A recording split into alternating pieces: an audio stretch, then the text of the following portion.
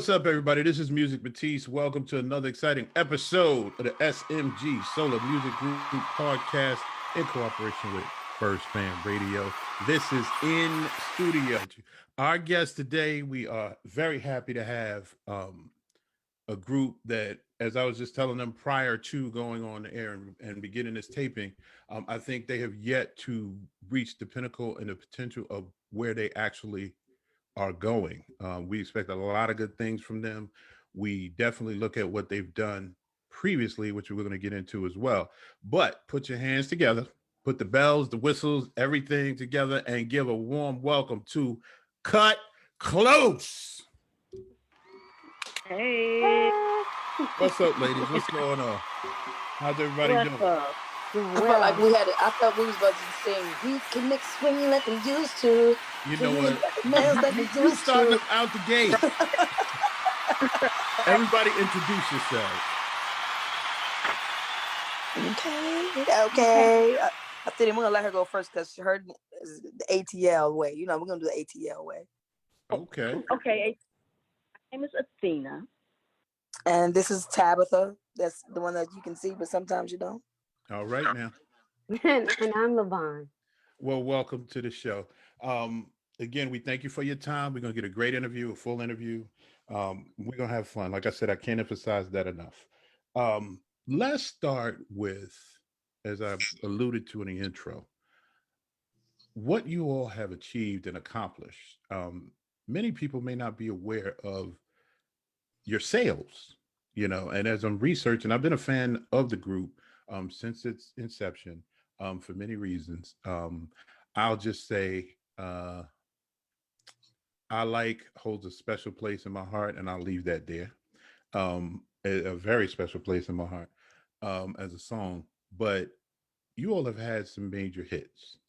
Now, when you go through the numbers, and I went through your Spotify numbers, I mean, it's ridiculous. I Like as a single, over 5 million streams. Get Up On It as a single, over 9 million streams. Get Up On It as an RIAA certified single is Platinum Plus. Nobody Platinum Plus. Twisted Platinum Plus.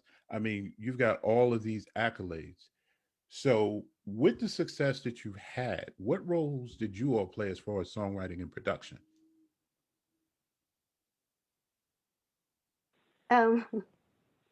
We were able to write on our Surrender album. Songs like Lovely Thing, Don't Change. Tabby did I Like, she was co-wrote. She kind of co-wrote that one. And what Surrender, right? You guys. So did I miss something? No, go ahead. Yeah, we oh, I'm sorry. listed and received BMI Pop Song of the Year award for that too. Oh, wow. Thank you for that one, because we didn't know that. Say that one more time, Athena. Put that out there one more time. Put that S on your chest and say it loud. We co-wrote and received BMI's Pop Song of the Year award. Wow. Yes, sir. Yes. First off, were you as a group surprised? Was it something that you had an idea that was coming down the pike, or were you totally caught off guard? What such as that? Oh, well, I mean, you know, they kind of like alert you so you can come to the ceremony, but it was wonderful to know. We knew that it did well, you know, but when we found out the actual numbers, it was pretty enlightening, and we were amazed, like, wow, man.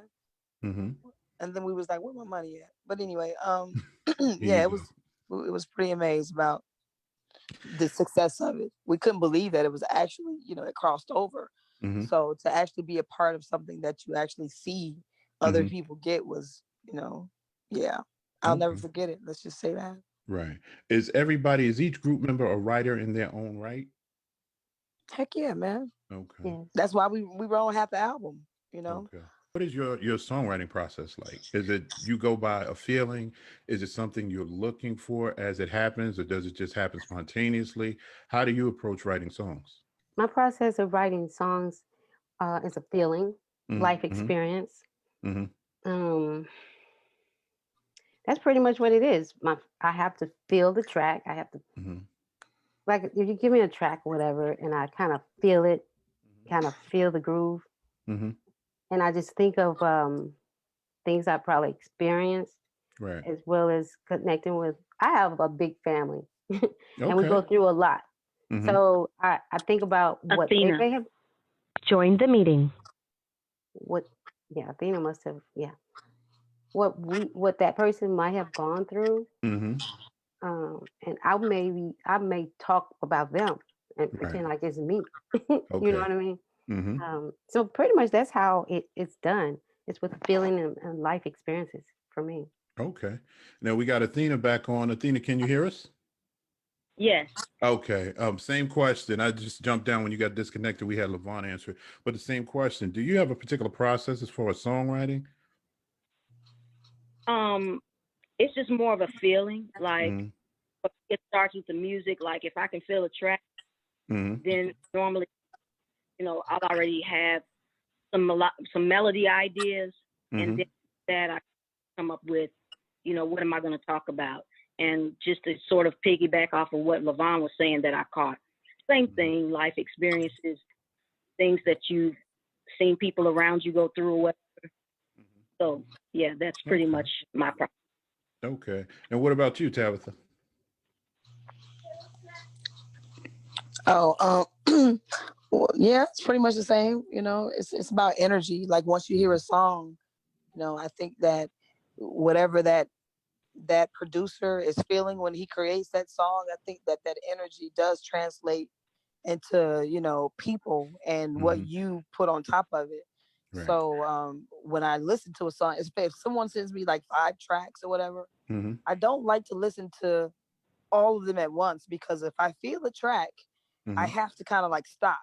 You know what I mean? Because I feel like if I don't get my first thoughts off on it, you know what I'm saying, I'll miss the magic that I'll have. It's like, love at first sight or hearing at first sight, when you hear something. So I like to deal with it right then and there with my emotions, but it has to be intact. If my emotions are not feeling it, it'd be impossible for me to pull it off. And it's hard when you do it, when you sing, when you have to perform regardless. The day is the day, whether you're sick or whether you feel a certain kind of way. So you do it, when you go on stage. But when you write a song, you can't really press that issue. It's hard to do that. It'd be hard to deliver it, correctly. So yeah, the feeling is very important. Okay. Outside of your musical circle, have you all written for any other artists that would come as a surprise to your fans? That would be someone you would collaborate with, or is that something you're still looking to do? And that's for everybody. It's something I'm still at one time. Yeah, for me, it's something that I'm still looking to do. For sure. Okay. Who would it be, for Athena? Me, oh, I'm sorry, Tab. I'll be right with you. No, go ahead. Okay. Who would it be, Athena? If you could choose right now, you could go into a grab bag and just whoever you picked out, they would say, "Okay, let's go in the studio and work starting tomorrow." Who would you choose, just off the top of your head? That good question. Some of the people that I really like right now that are out, her. Okay. She would probably be like, she's beyond dope. Right. That's the first in my mind. Yeah. Okay. All right, Miss Tabitha. You up? Oh man, what did you see? Did you see the ceiling? Because I didn't know what that was. Okay. Yes, we did. That's okay though. Yeah, well, I've written on Jade, so some people be surprised for that. And I've written on the Braxtons when they were a group, and I've done some, different stuff with different solo artists named Michael Speaks. So I try to do a lot more of that, because you get a chance to, mesh well with other artists. And I like that, when it comes down to, people who have the same kind of gift that you have, to see what you can create. Right. And so, I would like for Kut Klose as well to, collaborate more with other groups, so we can, show the togetherness, because we need a lot of that too, because we are separate in a lot of ways. So I think that some of the energy that needs to be out there is to represent each other in togetherness. Right. So hopefully we'll get the chance to write on other people's stuff and, and perform it together like we did with H-Town. So that was pretty cool. Okay. Now, when you mentioning with you mentioning Jade, what did you write for them? It was a song called "In the Bedroom" Okay. that Cut Close actually demoed, and we tried to get it back, but it was too late. It's too late, Understood. But Understood. Understood. All right, Levon, you up? What's going on? Well, I am. I'm still waiting. I'm still looking for that. But my thing is, um, I I always wanted to do something with like soundtracks, like Disney Right. or country. I like country, some country, not that traditional stuff, but Right. I like country. I would like to do. I don't really have a favorite country artist, but I know that I can write country. Okay. And I also like to do, like I said, soundtrack movies, um, pop, like Ariana. I like Ariana. Right. Okay. She's she's pretty cool, and R&B. So honestly, when I met Tabitha and Athena, I was more of pop, and I had to learn pretty much the R&B. I mean, I did do some R&B back in the Right. day, like the Emotions and Jones Girls. I would listen to Denise Williams. I Okay. didn't really know at that time that was R&B. Right. I like those artists, but I like all artists, Kool and the Gang, all those people back then, Mm-hmm. Michael Jackson. Yeah. But but I had to learn the flow of a Key Sweat Right. when Okay. I got with Tabitha and Athena because they were kind of into that, especially Athena. She was more into like soulful, like gospel, like the not the Commodores, but the what is it? Commission. Commission and Oh, okay. Winans Why? Yeah. and all Yeah. those people. So that's where she get all her. I think that's her background runs and stuff like Mm-hmm. that. All of that right there was kind of new to me. Mm. So, So, but yeah, that's pretty much what my answer is. okay. So where are you now as a group? Where are you all now in regards to new material? Are you looking to release new material and basically take the helm and say, we have three songwriters. We all have success individually, collectively as a group. We can do this. Are you all looking to take that route? Or are you still open to accepting new music and new tracks from even up and coming and established writers? I would say both. I Mm-hmm. mean, just me personally. I would say both. I mean, we definitely know what we're capable of in Mm-hmm. terms of writing, and no one can really express, can really write something that we want to convey more than we ourselves could do. But Mm-hmm. at the same time, we welcome any new up and coming producers and writers, that want to kind of make a marriage of what Cut Close uh, music is about, Right. and also flair to it. So I would welcome that definitely. Okay. Okay. Anybody else want to jump on that one? I'll just agree with Athena Mm-hmm. on that. She Okay. kind of answered that. Okay. Do you all think that you all have established like the cut close sound with everything you've done previously?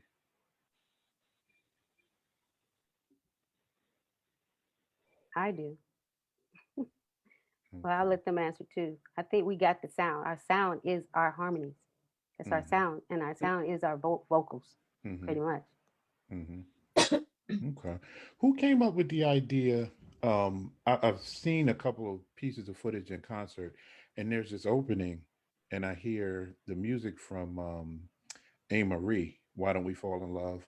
But you all added a twist to it. Is that an original song or is that just an intro for your live shows? Because I like that. That's why I'm asking. So, like, whose idea was that? Where did that come from? I like it too. I told Levon the other day I feel like a freaking powerful queen when I say it. Mm-hmm. That's a hell of an opener. It really is. It really is. Well, we kind of put our heads together to try and come up with something new. And so Levon was working with her cousin on some things and came up, and I was like, yo, I like that idea. It's pretty dope, yo. And so I was like, let's go with it. Yeah, that gets people up and out. I mean, if they sitting down, they ain't gonna be sitting down after that. That's good to know, right, y'all? Because it does make us feel really good when we come out. Yes, it's not a good feel. It does. And that's what we're looking for this second go around. We're looking for something like that. Okay. Part of it, yes. And it's funny that you mentioned the second go round. And again, everybody can just, chime in on this one. What, if you all can say at this point, what is this second go round for Kut Klose consisting of? What is it that you're looking to establish or reestablish? What is it that the group as a collective, the three of you as singers and songwriters, what's the goal here? I guess to really let people know who we are, because we didn't get a chance to do it. You know what I'm saying? So I think that there's a lot of unfinished business to, I guess, completely show the authenticity of what we're capable of. And so it just feels like a race that hasn't been finished for me, So I guess when it comes down to, how things are brought about now, there's so many other avenues that we're, I guess privy to utilize that and do other endeavors besides just music, because it's about music, but it's more than just music. Right. Definitely. You know what I mean? The energy when it comes down to entertainment, is so it has a whole plethora of things that, positivity has a chance to breathe. You know what I mean? Right. I agree. So, yeah. Sorry, Tab. Go ahead. I didn't mean to cut you off. No, I was just saying. So, it's a lot, with music and just the energy of the world, Right. So, and understanding that, I think that when we have such great power like that, try to be the best positive, example that you can be. Right. Absolutely. Understood. What were you going to add to that, Athena? Just a little bit more of the same. Just I feel like just stretching out a little bit more vocally, individually, each one of us. I would like to see us each individually bring our own, kind of style and I don't know, input, like all three even more involved, singing and writing and everything else. Like we were involved the first time around, true enough, but now that we come to what we do vocally, what is in terms of what we're writing and all of that, like we're looking forward to that part too. Okay. Understood. What about you, Levon? Is it similar to what Tabitha and Athena just spoke on? You know what I was just about to say? Yes, because they've answered all. Pretty much, I agree with both of them. Okay. So what is the status of the group right now on that level as far as the business side? Are we looking at major label conversations being had, or are we looking at independent conversations, or it doesn't matter as long as the deal is good? Where are we right now on that side of things?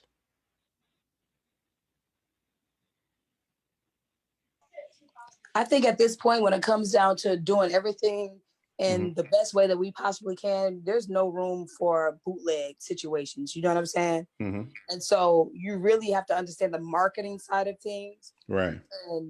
And how that really works. And it takes money, So we're working to have money to survive, but it takes about $250,000 to $1 million to break any single. Right. You know what I mean?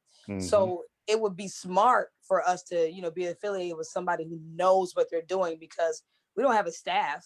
Right. And you need a staff. Yes, you know what I'm saying? We can't sit here and act like, oh, we can do everything. You cannot do everything. Right. You know what I mean? So if we wanted to go across it, I think in the way that we needed to do it, especially when it comes down to being as professional as I feel like we are, we don't have room to be bootleg in any kind of way. Right. Okay. So we got to figure out the best way to present ourselves. And it's going to be about, trying to get money to do it, effectively in the way that the business is being ran now. Right. You know what I mean? Because it's definitely different. It's not about album sales anymore. Right. You know what I'm saying? Right. So when it comes down to people buying albums and making money off of that, I think they still make money, but it's not like it was, because you don't have to buy an album in order to play it anymore. You know what I'm saying?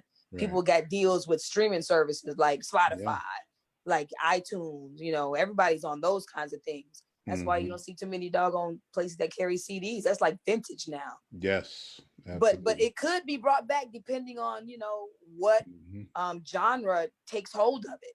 Because right now, my daughter, she's 12 and she's buying CDs to put on her wall for decoration.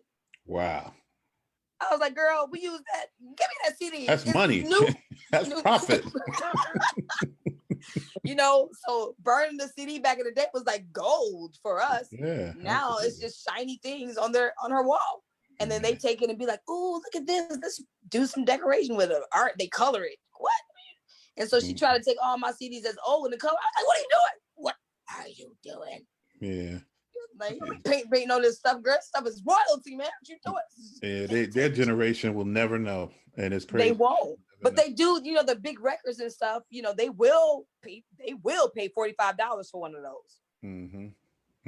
Now, see, that's another question. With the changes, we all come from that CD era. Are you all happy with the way that the business has changed where we're doing the streaming now?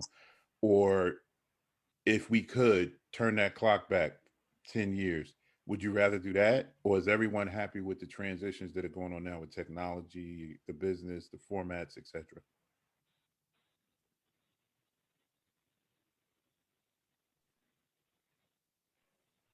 What'd you say again?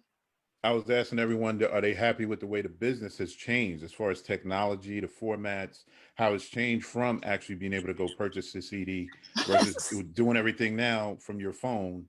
You know what I mean? Well, that's just like asking an old person, do you like computers?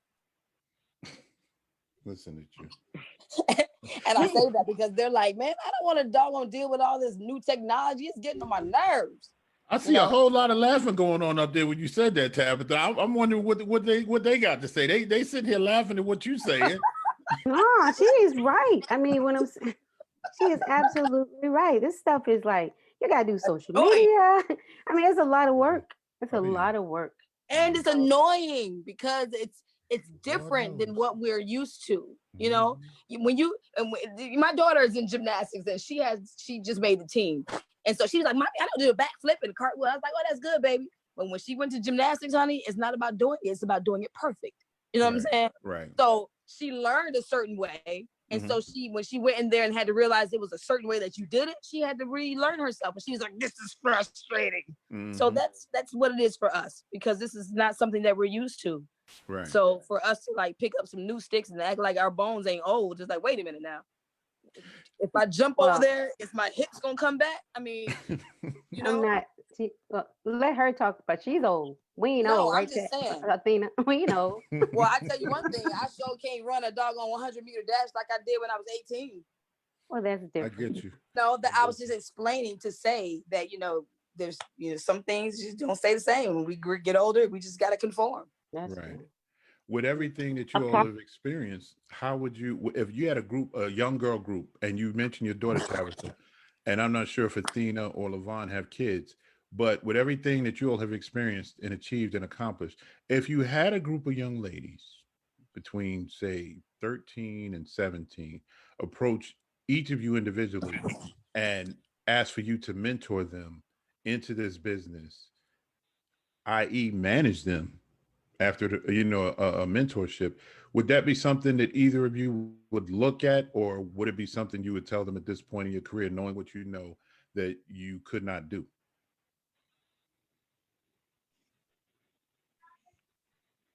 I personally would not want to manage. I wouldn't mind mentoring and, put them on the right track and help a team of people around them to navigate the whole social media phenomenon and, to make the most of it and whatnot. But I personally don't think that I would want that day-to-day responsibility of managing someone's career. But I would certainly help in any way that I could, for sure. Right. Okay. Yeah. All right. I would agree with Athena. I would not want to manage. I have a 24-year-old daughter, and she sings. Oh, okay. And that's what she does. She has to tell me different things, what to do on social media. So right. So no, it's a lot. a lot going on with that. But I would definitely like I have mentor her. And it's a little scary these days. I tell her that, but I don't want to stop her dreams. You know, so I just tell her to do her own research. Right. And I can only tell her what I know. And sometimes she'll come and tell me stuff that I didn't know, especially about today, technology stuff. You know what I mean? Mom, you got to do this. Y'all need to do that. Like, so what we're talking about is that technology stuff. You know, we know we got to do it. Right. And we're learning. We're trying to learn. But it's just kind of hard right now. It's almost like I tell my mom, like Tabby said, you try to tell your mom how to work her phone. And she keeps saying, yeah, we all been there too with that one. Lord knows. Oh my God. Well, yeah. I don't want to go check the picture. I don't know how to check the picture. I'm like, Mom, it's okay, just stop. Okay, I'm just done. So would you take that into consideration, Tabitha? Huh? Would you take that into consideration as far as managing another group, a female group, a young girl? Man, you can take that manager's job and throw that joker to the moon.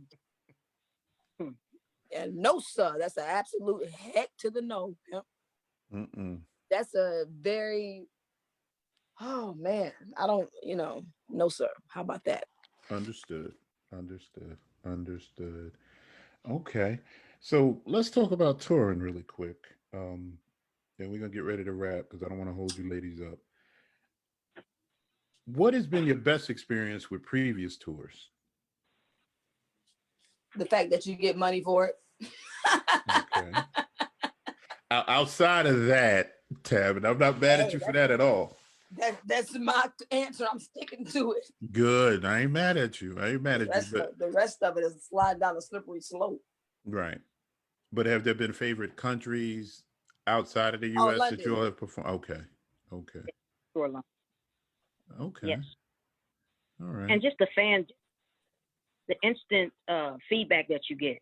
You know, like you can see a good, and you know, like you slowly pick up momentum and the record's blowing up. But when you get on the stage and the people give you that feedback and just that crowd participation and everything, that's the exciting part about it. That's what makes it rewarding, in my opinion. Right. Okay. That's part. And I agree with Athena. It's amazing. They make you feel like you mega star. I'm like, okay. Have you all ever been to Asia? Allows us to see the culture difference in America opposed to over there. Right. Have you all had a chance to do shows or tour in Asia? Like in Japan or anywhere over there? Nope, we have not been to Japan, although we know that they love us because all of their Instagrams, when it comes down to Lovely Thing, they really like Lovely Thing over there. And who knew? We didn't know. We didn't really get a lot of the numbers of what countries liked us for us to even know how to focus on them. You know what I'm saying? So the thing about social media has brought, a lot of those things to light, because we didn't get a chance to see any of that before. Right. YouTube and all that stuff, all the streams and stuff, usually it's just, numbers that your record company sends you when you get the spins on how much something spends somewhere. Right. We didn't get a chance to see how many views you get or how many people like your stuff with the social media stuff. And we didn't realize how big we were. And the funny thing is, like, the Kut Klose page on Facebook, I don't even really, focus on a lot of it. I need to do more, but there's so much that social media things that you go to is like your spot, that spot, that spot, that. It's like, oh, freaking doggone 8-hour job, man. Yeah. Oh, but we have like, what, 101,000 followers. And I don't even know if Athena Levine even knew that. On Facebook? On Facebook. No, I didn't know that. On Facebook, we got like 101,000 followers. You know what I mean? Wow. That's nice. And it's been going up every day. Because I look at it, I'm like, wait a minute. That's when I started to pay attention to it because I started to learn the algorithms and all that stuff. It's big science to this thing, big time. Yeah, it is. You know what I'm saying? So I was just like, wow, amazed at how many people really like us, even though, we only had like one album. So it's not really about how many albums you have. It's the merit of what you put out and the authenticity, obviously, because it's still, that joker's like the doggone COVID. It ain't going nowhere. No, not at all. Not at all. But in closing, we'll go down around the room. What does the immediate future hold for Kut Klose? What do you want your fans to know about what your future consists of? Everything you didn't know the first time. Mm-hmm. You can elaborate if you choose to. Go on, Athena. New music, more touring, hopefully more opportunities to touch and feel the Kut Klose brand, meaning merchandise, those types of things. Just getting back out there and being active, and just bringing them more of what they already love us for, basically. Okay, all right.